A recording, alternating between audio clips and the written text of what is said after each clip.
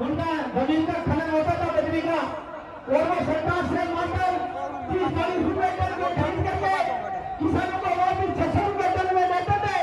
ये राष्ट्रीय लोकतांत्रिक पार्टी के सुप्रीमो हनुमान बलिहान की ताकत थी। तुमने नागराज कंपनी को संपूर्ण राजस्थान से लूनी नदी, चाहे बनास नदी, छापरा, भीलवाड़ा, टोंक, बनास, नागौर, नियामरी, तमाम जगह उनके खनन के जो अड्डे थे उनको नामोनिशान कर दिए और हटा दिए।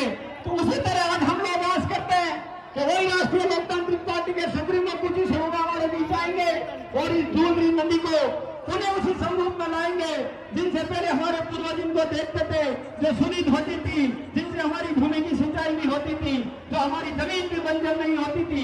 उस पानी से, उस नदियों से हम बहुत प्रयास करते थे। लेकिन साथियों, चाहे कांग्रेस की सरकार हो, चाहे बीजेपी की सरकार हो, इनमें जन्ना सेठ बैठे हैं, ये जीत करके जयपुर में जाते हैं, राजधानी के अगल बगल अपने भाई भतीजों को सेट करने के लिए। ये कभी किसान को की इस किसान सरकार की ओर नहीं देखते हैं। इनका एक ही काम होता है, हम जीत करके आ गए, अब 5 साल हमारे भाई भतीजे भारतीय सारे को कैसे सेट करना है। उनको चाहे छोटा टेंडर जहाँ कहीं भी मिलेगा, कर्मचार कानून का हो, चाहे अवैध खनन का हो, चाहे कहीं सोलर प्लांट का हो, इस किसानों का विनाश कैसा हो,